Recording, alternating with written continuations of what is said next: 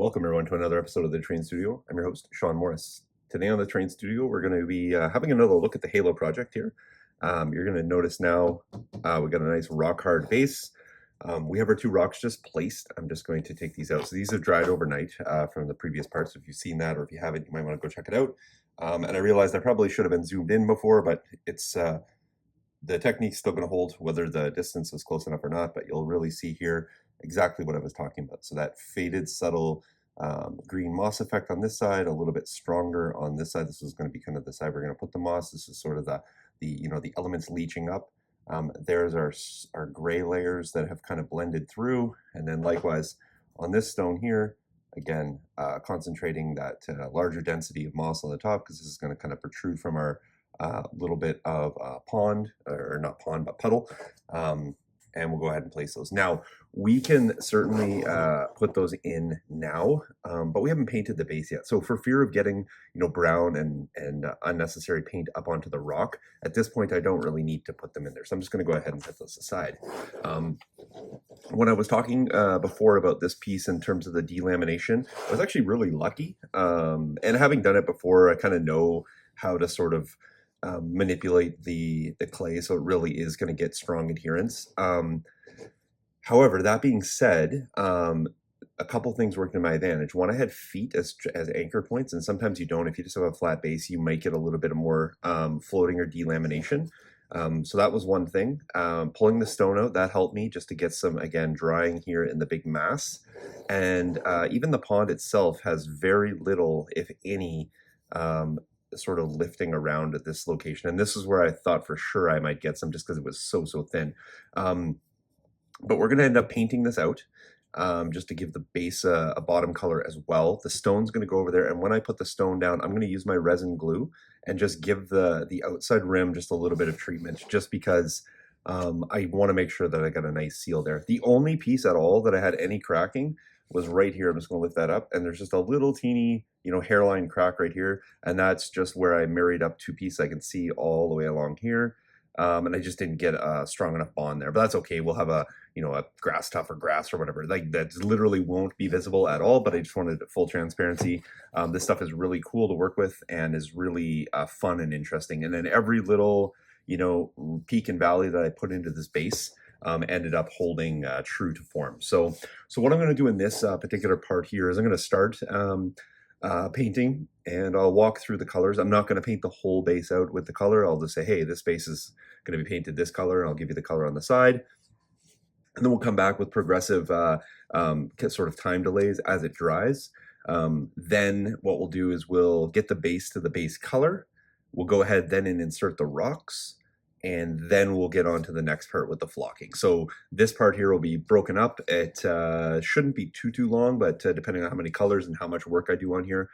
We are also going to do a pigmented base as well. So I will do the pigments before the flocking, so I might actually have one additional part in there now that I'm kind of thinking about that. Probably painting this one, then pigmenting, then we'll do the flocking portion, probably coupled with the plants at that exact one. So, and then if we want to do a treatment on the edge, we may do that in a separate video. If I do something, I might just end up black basing it out just to kind of keep it simple here. So the whole idea is kind of getting this done in 2 days, get it back at the shop, and then hopefully, some customer will find this shelf worthy and want to pick it up for their own home collection. So let's see if we can make it worthy of such a purchase. So all right, without further ado, let's get into this, what we're going to do, and I'll pop it up on the side here. I'm just going to use some chocolate brown, just going to go with the model color, just a little bit more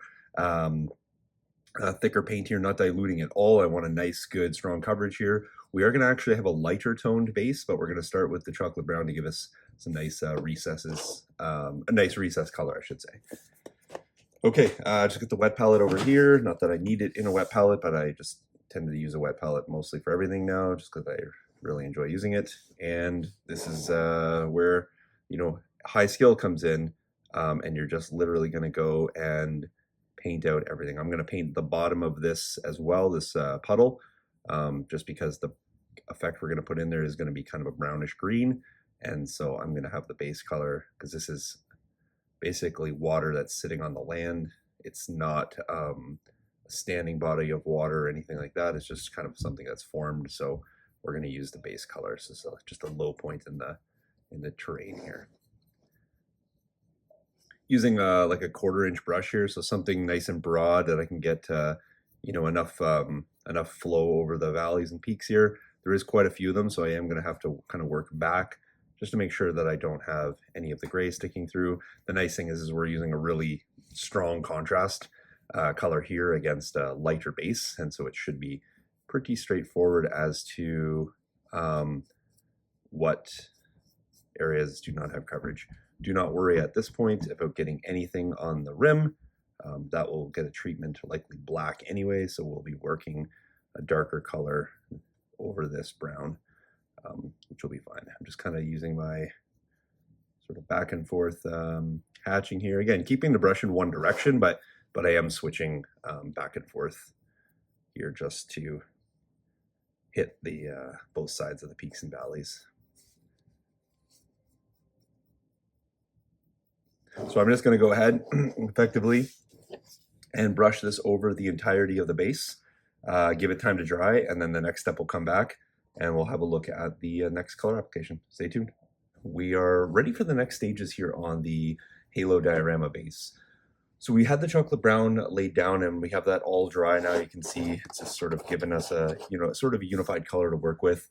Cleaned up any of the light spots that were shining through from the DOS clay. We have the rocks still removed, and we won't be putting them down for a little bit of time. But now what we're going to do is we're going to come in and we're going to start bringing up the layer. We're going to have it significantly brought up by the time we finish. So for the next layer, I'm going to be using, ironically, while I'm saying we're lightening it, we're actually going to be using some dark earth paint here. I'm just using the Model Air version. You can use the model color. Whatever you like is really your choice, and whatever preference you're going for, whatever biome, etc., is your choice. I'm just going to kind of show you how to bring this up from a dark to a light layer, and then we're going to actually treat it with pigments as well, just to give some variation and bring that sort of into the process. I'm just going to be using a makeup sponge to apply this. You can use whatever you like. You can brush this on as well if you want to dry brush, etc. I'm just going to use this because I like the sort of the non-uniform application when you do it with sponges, and the sponge is going to let me sort of hit some of the high and low points as I'm sort of dapping it or stippling it on to the model. Want to be kind of careful in and around the feet. If you get a little bit on the bottom of the feet, it's not really going to matter. We're going to have grasses, etc., to cover that. But in this case here, I really do want to try to focus on the bulk of the surface and then avoid the model where possible. I'm also going to avoid the undersurface of the puddle, and I don't really care about the undersurface of the rock, but it's just kind of unnecessary to kind of put it in there. However, if while I'm stippling on the edges, I want to make sure I'm not going to break this ridge right here. It is dried and it is hard, but it is also a very fine point where I have it matching up to the rock. So I do want to be kind of a little bit careful in there. So I just have some of the paint decanted here into my wet palette, and I'm going to go ahead and start picking it up in the sponge. I'm just going to actually tamp it off in my wet palette so that I can re-pick that up, and then I'm going to start just by coming in and starting to stipple the surface. So I'm going to show you a little bit of this. Probably not going to do the whole thing on camera, just in the interest of speeding it up. But let me sort of focus in on this little area. Going right down to the edges again, not worrying about hitting the edge. And then the more I concentrate in a specific area, the more it's going to change the look of the landscape. So if I bring that up to the camera now, you can just sort of see where I've picked up areas and where I have not. And I'm going to give this a uniform application. So let me go back to my wet palette here. I'm just going to show you what, like, the difference of, you know, there's the first run through right there. And then over here, I'll do it a little bit more of a concentrated amount.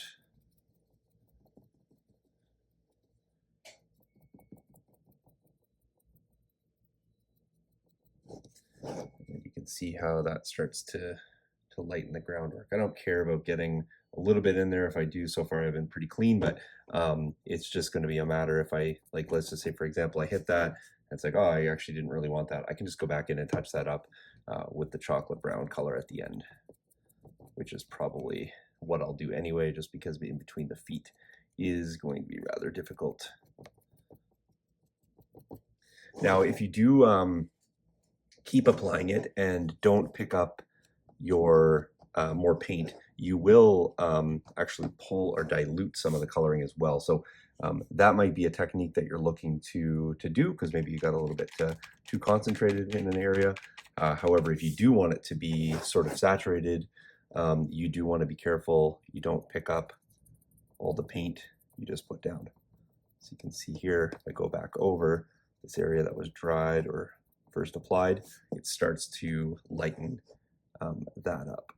Now, you do have the ability with the sponge to really be fairly controlled. So if I come in here, I can get right in next to the feet and sort of just use my sponge to sort of back in or back against, I should say, the model feet.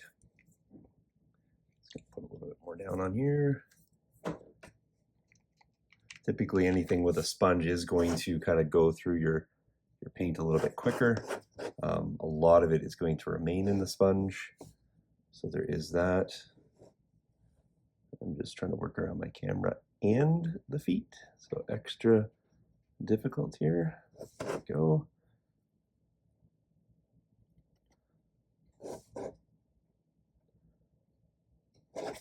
And this is just a nice way to add some variation to the model, to the ground. You are going to cover a lot of this, or potentially you could be covering a lot of this depending on what overall look you're going for. How much exposed ground versus how much open ground you're going to want to have. Go get a bit more to come in here, right tight to this foot. Hopefully this is someone on the camera for you.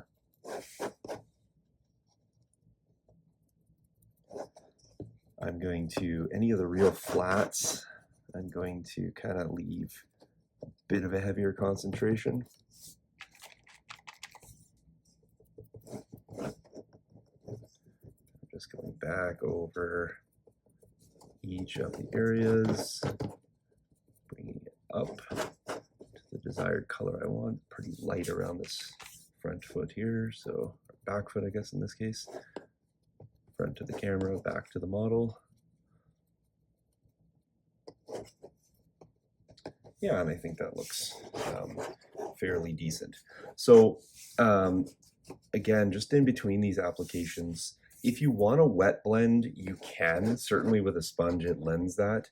However, what ends up happening is if you're not really technical with it, you'll just end up blurring the colors all together and you won't really get any variation. It'll just be sort of a combination or a blend of the colors that you're using. And that may be your desired effect, but you may also want to be creating an actual highlight, low light area with your paint as well. So I would just recommend, if you're not sure what you're trying to do and you're trying to get some variation, let it dry fully in between. If you do know exactly where you want to have the blends and how light and how dark, in this particular case, I don't have a vegetation plan yet in terms of specifically where things are going to go. So I'm going to have to sort of determine that. I'm probably going to have very little exposed ground to be real, because I do want to have quite a lush looking base. However, having a nice variation in the ground color anywhere there is exposure, or inadvertently, if I want to leave things open, I can have that. And I know that any ground texture that I leave exposed is already quite nice. It's defined. It looks, quite real. This particular case, it looks kind of like he's stepping in mud.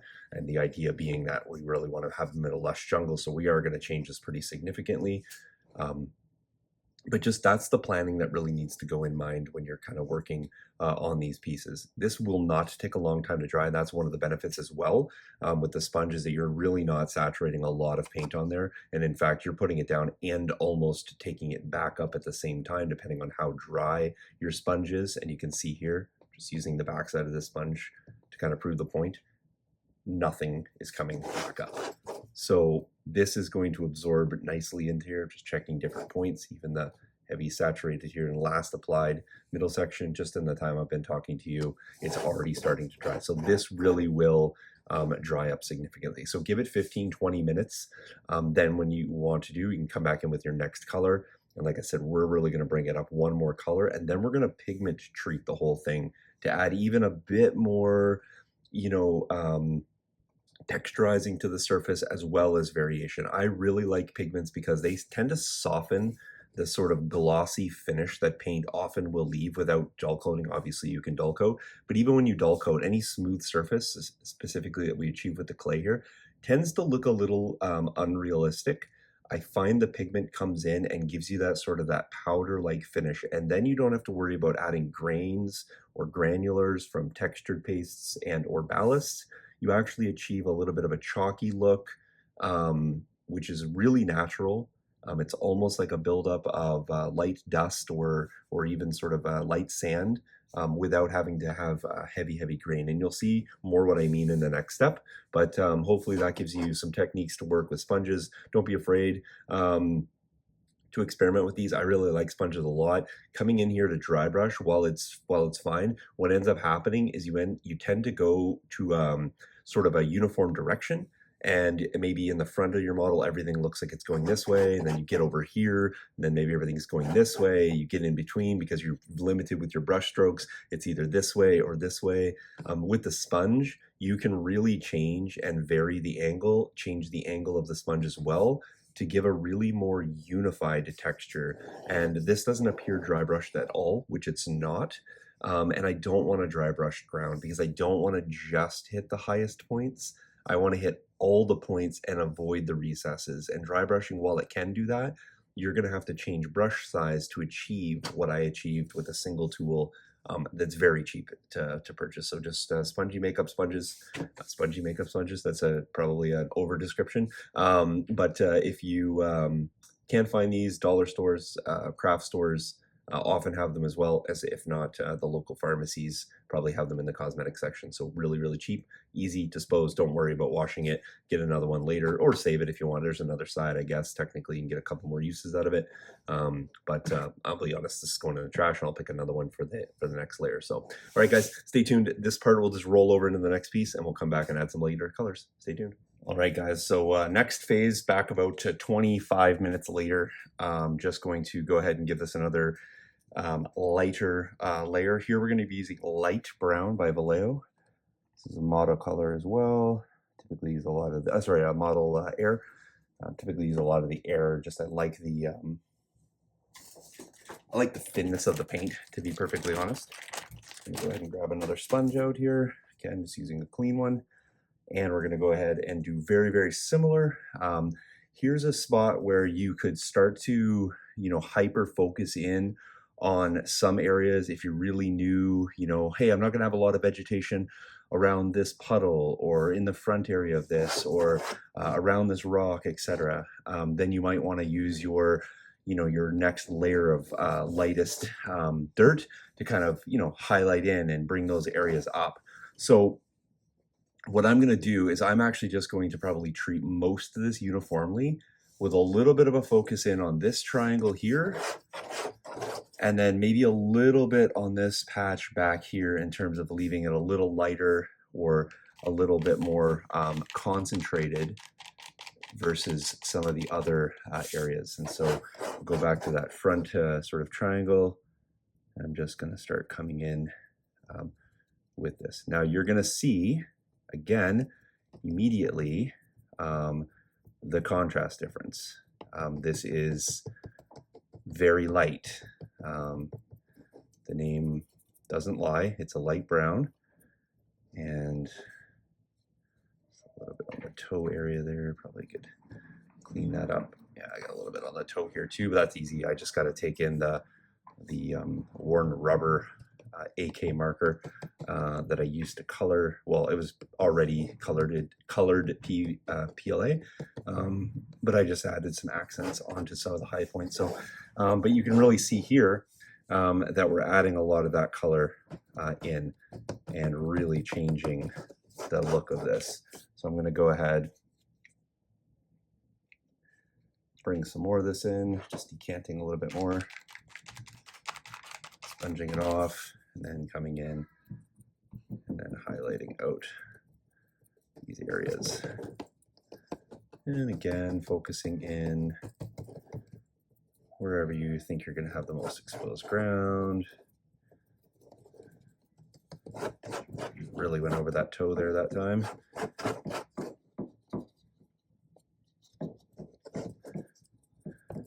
All right, so now I've got everything with a uniform layer, and now I'm going to come in and really hit that back triangle and then around this front triangle.